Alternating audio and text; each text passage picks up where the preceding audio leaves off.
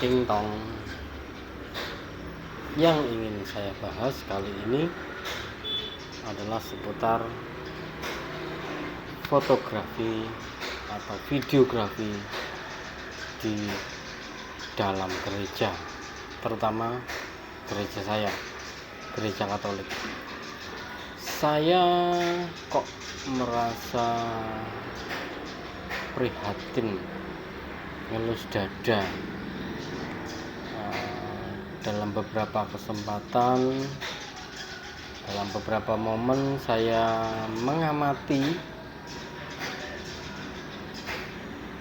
fotografer atau videografer yang seperti tidak tahu aturan,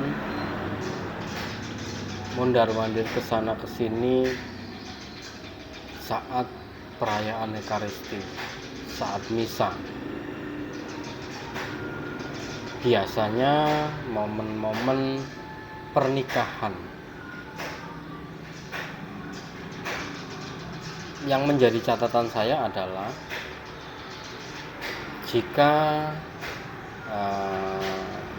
sang fotografer ini memang non Katolik, masih bisa saya pahami karena mungkin belum terlalu mengenal tata cara Ekaristi. Tetapi pernah juga terjadi sang fotografer atau juga sebenarnya petugas-petugas di yang lain yang tidak berhubungan dengan liturgi.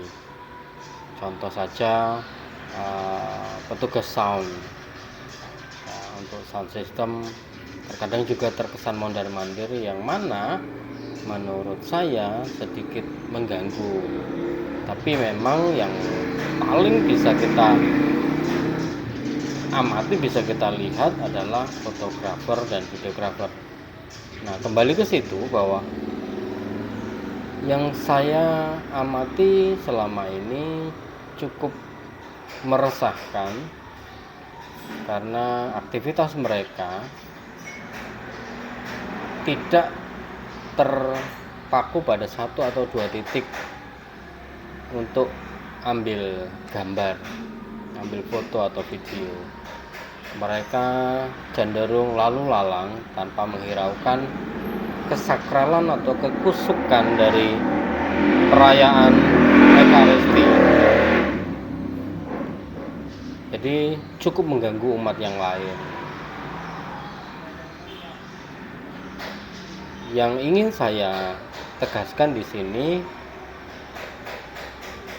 ya saya berharap, benar-benar berharap teman-teman semua yang menonton video ini mulai mencari banyak informasi sebisa mungkin bagaimana seharusnya dalam pengambilan foto atau video dalam perayaan Ekaristi.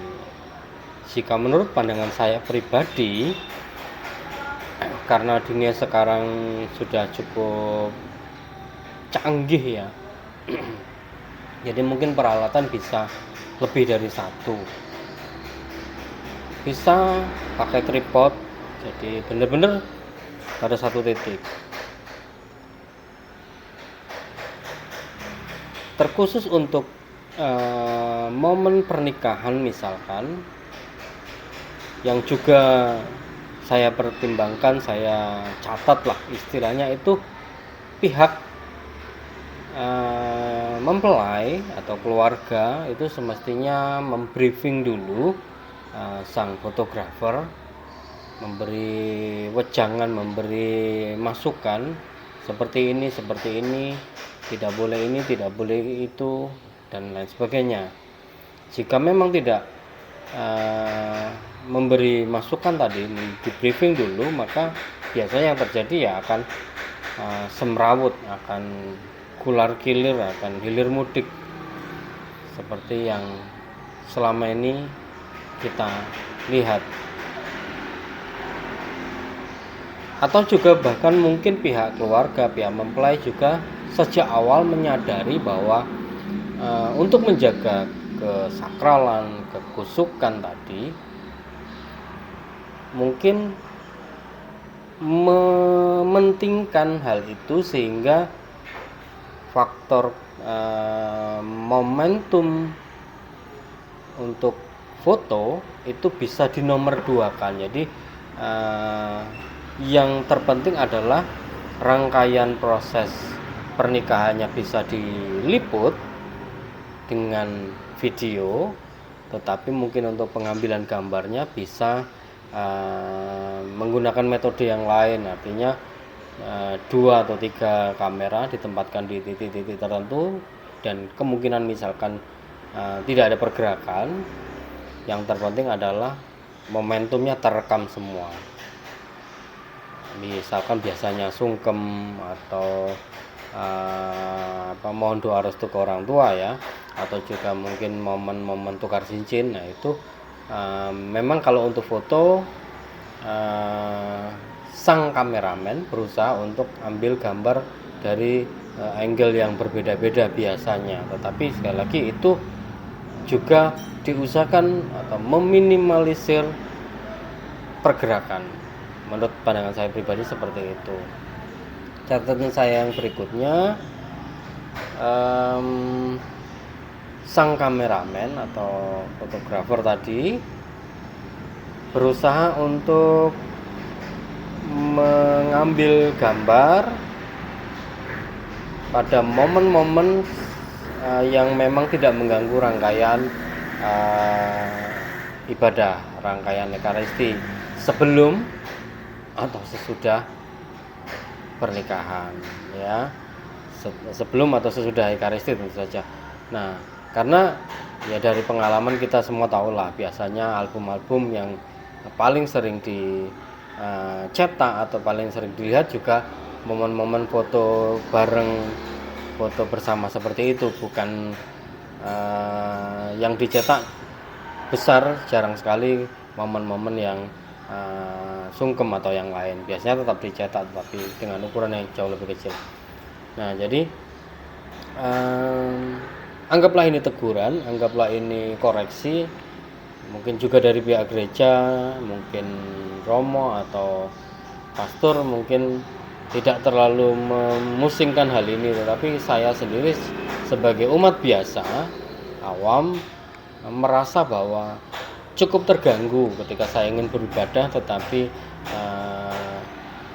beberapa kameramen, bahkan mungkin tidak hanya satu, berseliweran mengganggu konsentrasi saya dalam beribadah. Saya sendiri pun juga beberapa kesempatan juga ambil gambar atau merekam momen pernikahan, tetapi saya usahakan hanya di satu titik dan tidak ada pergerakan. Jadi semua momen saya rekam dari awal sampai selesai, bahkan apalagi sekarang storage ya, penyimpanan juga sudah besar-besar sehingga mampu menampung untuk kapasitas durasi yang panjang. Jadi saya cukup prihatin dengan fenomena ini, dengan kejadian-kejadian ini. Semoga tidak terus terulang, bukan hanya momen pernikahan tetapi juga momen-momen ekaristi yang lain yang mungkin pesta pisah sambut atau tahbisan mungkin ya, atau misa perdana, di mana momen-momen biasanya yang membutuhkan dokumentasi. Jadi saya harapkan kameramen mengerti, menghargai, memahami bahwa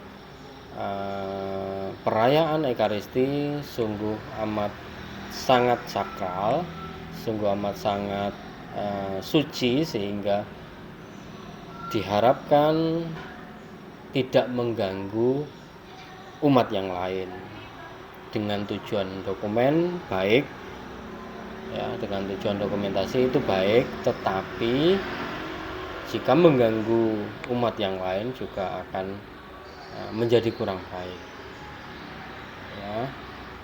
Silakan bagi teman-teman boleh berkomentar, boleh bertanya atau mungkin bahkan menyanggah asumsi atau pandangan saya barusan. Terima kasih sudah menonton. Jesus bless you.